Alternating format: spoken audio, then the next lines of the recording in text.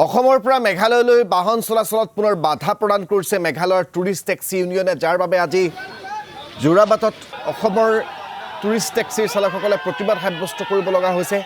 পৰিস্থিতি ক্ৰমান্বয়ে এতিয়া বেয়াৰ দিশলৈ ঢাল খোৱা দেখিবলৈ পোৱা গৈছে। আৰক্ষী প্ৰশাসনৰ লোক মোতায়েন কৰা হৈছে। যান বাহনসমূহৰ চলাচলত সমস্যাৰ সৃষ্টি হৈছে এই প্ৰতিবাদৰ ফলত। আমি প্ৰতিবাদস্থলী আপোনালোকক পুনৰবাৰ লৈ যাম, য'ৰ পৰা সংযুক্ত হৈ আছে সতীৰ্থ পুলক মহন্ত। পুলক, মই আকৌ আপোনাৰ কাষলৈ আহিছোঁ।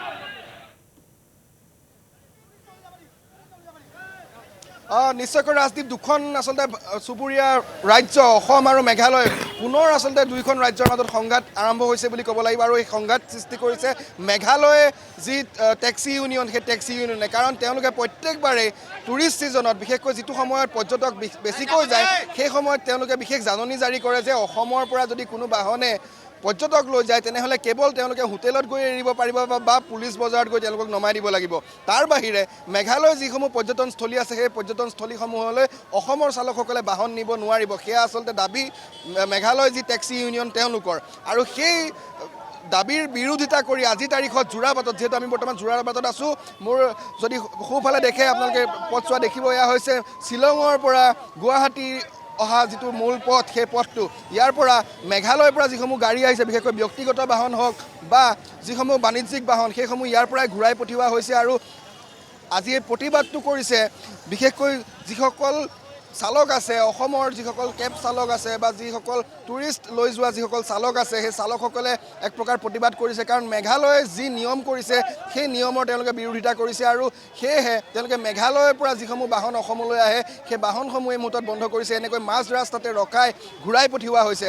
কাৰণ কিছুদিন পূৰ্বে, কালি বা পৰহিৰ দিনটোত কিছু ভিডিঅ' আহিছিলে বা খবৰ আহিছিলে যে অসমৰ পৰা যদি কোনো চালকে টুৰিষ্ট লৈ যায়, পৰ্যটক লৈ যায় শ্বিলঙলৈ, তেনেহ'লে পুলিচ বজাৰতে বা মাজ ৰাস্তাতে তেওঁলোকক জোৰ জুলুম কৰি নমাই দিয়া হৈছিলে আৰু মেঘালয়ৰ টেক্সি এক প্ৰকাৰ ল'বলৈ বাধ্য কৰাইছিলে। যাৰ বাবে আজিৰ তাৰিখত তেওঁলোকে সেই মেঘালয়ে যিটো পন্থা হাতত লৈছিলে সেই একে পন্থা হাতত লৈছে। মেঘালয়ৰ পৰা অহা যিসমূহ বাহন বা যিসমূহ টুৰিষ্ট, সেই সকলক এক প্ৰকাৰ ইয়াতে নমাই দিয়া হৈছে বা গাড়ীসমূহ ঘূৰাই পঠিওৱা হৈছে। মই পৰিৱেশটো দেখুৱাইছোঁ, যথেষ্ট এক উত্তপ্ত পৰিৱেশৰ সৃষ্টি হৈছে। যথেষ্ট দীঘলীয়া শাৰী, এফালে যদি ট্ৰেফিক জাম, আনফালে প্ৰতিবাদকাৰীসকলৰ যি দাবী, সেই দাবীক লৈ আচলতে দুয়োখন ৰাজ্যৰে আৰক্ষীৰ শীৰ্ষ বিষয়াসকল আহি উপস্থিত হৈছে। এডিশ্যনেল SP এই মুহূৰ্তত আহি উপস্থিত হৈছে শ্বিলঙৰ বা মেঘালয়ৰ। তাৰ সমান্তৰালকৈ আমি যদি দেখুৱাওঁ, অসম আৰক্ষী, যোৰাবাটৰ আৰক্ষীও আহি উপস্থিত হৈছে।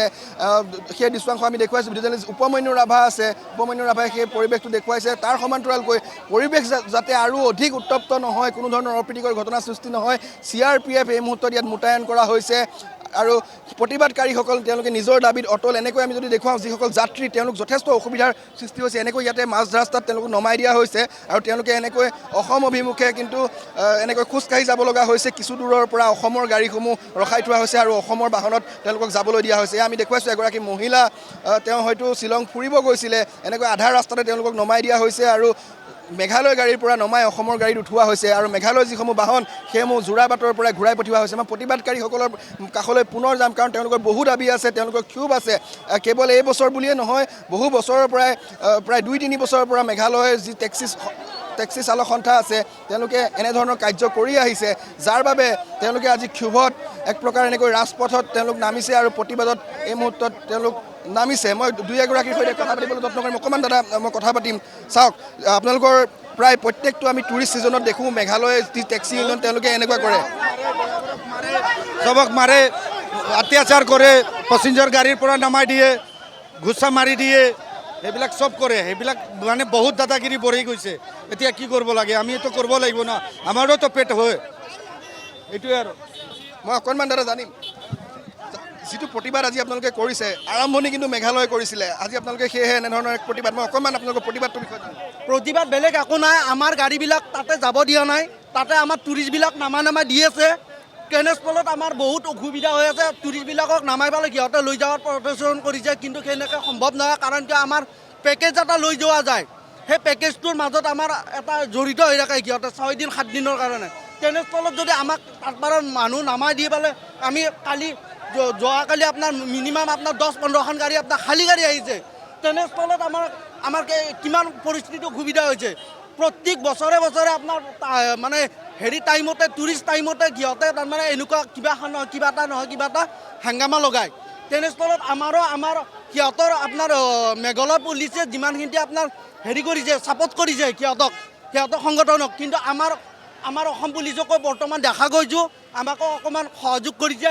গতিকে আপোনালোকক আপোনাৰ মিডিয়াসকলকো আমাৰ ধন্যবাদ জনাইছোঁ।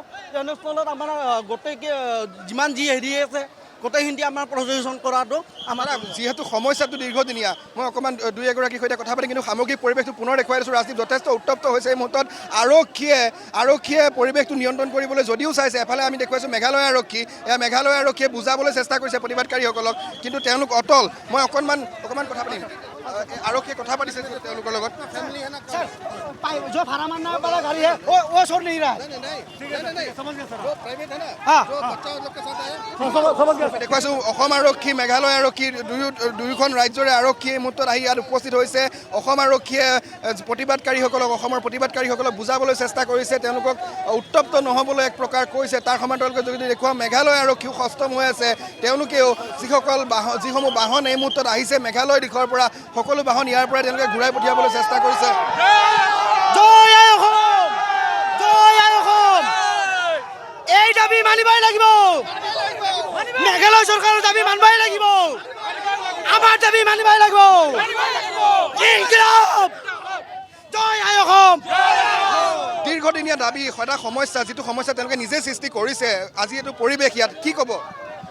এই বিষয়ে আমি কি ক'ম, আমিতো বাৰে ট্ৰাই কৰি আছোঁ তেওঁলোকে মানি লওক, কিন্তু তেওঁলোকে বাৰে আমাক এইটোৱে অসুবিধা দিয়ে প্ৰত্যেক বছৰে।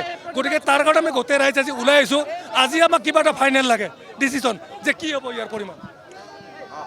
ইহঁতে কৰে শ্বিলঙৰ যিখিনি টুৰিষ্ট খাচিয়া मामा लोग तुम लोग को कमाई कमती है हम लोगों को तुम लोगों का भाड़ा हम चिंता नहीं है।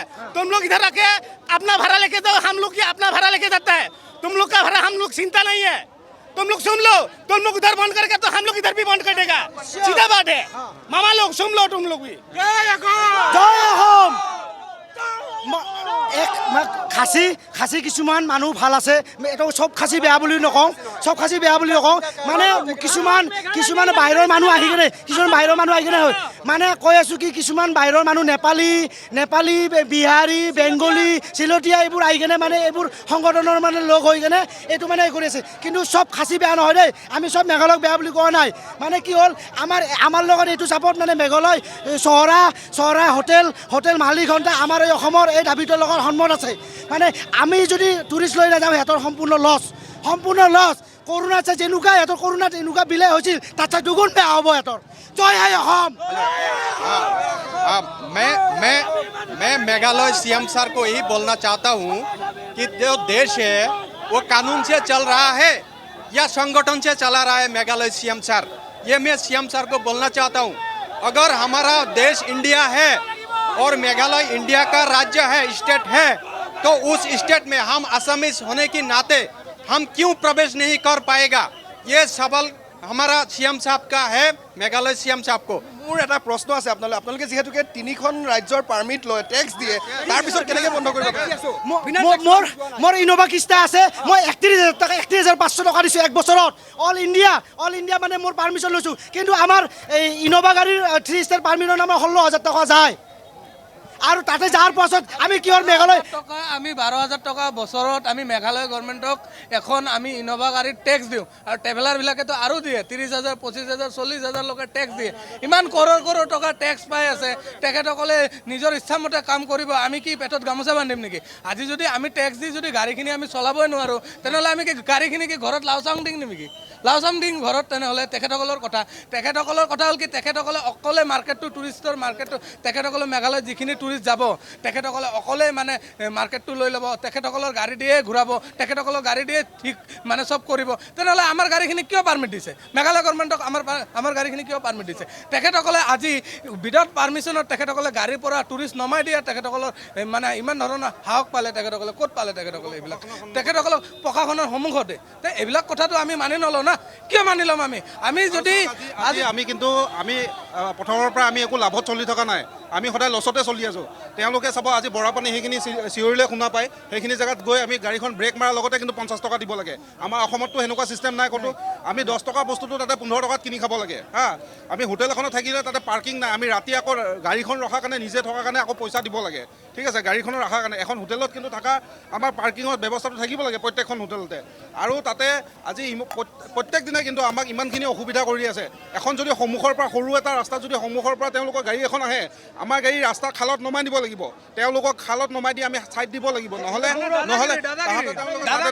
দাদাগিৰি চলায় আজি চাওক আজি আমি ইমান দিনে কিন্তু সহ্য কৰি আহিছিলোঁ অসমীয়া সহ্য কৰা শক্তি কিমান আছে তেওঁলোকে গম পালে এতিয়ালৈকে কিন্তু এতিয়া অসমীয়া আমাৰ চালকখিনি যিখিনি আছে তেওঁলোকে জাগিছে এতিয়া তেওঁলোকে গম পাব যে অসমত ড্ৰাইভাৰ গাড়ী যদি তাতে সোমাব নিদিয়ে তেওঁলোকৰ অৱস্থাটো কি হ'ব তেওঁলোকে নিজে গম পাব এতিয়া ধন্যবাদ গম পাব লাগিব জয় আই অসম।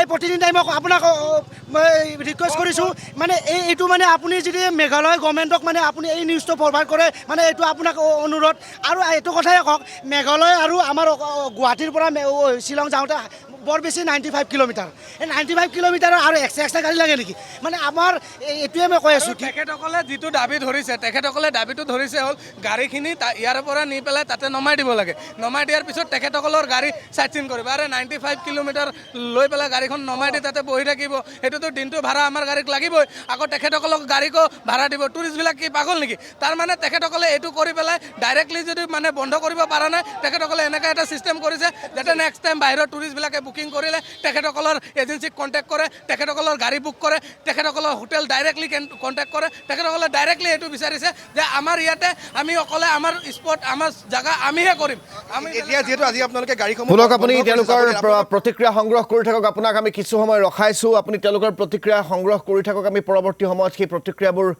ৰাইজক জনাম এই মুহূৰ্তত আমি এটা কথাই আপোনালোকক ক'ব বিচাৰিছোঁ যে পৰিস্থিতি কিছু বিষম হৈছে খানাপাৰাত ক্ষয় কৰিব যোৰাবাটত মেঘালয়ৰ যি টেক্সি চালক সন্থা আছে সেই মেঘালয়ৰ টেক্সি চালক সন্থাৰ বিৰুদ্ধে মেঘালয়ৰ একাংশ লোকৰ বিৰুদ্ধে এয়া ক্ষোভ আপোনালোকে দেখিবলৈ পাইছে তাৰ দৃশ্যাংশ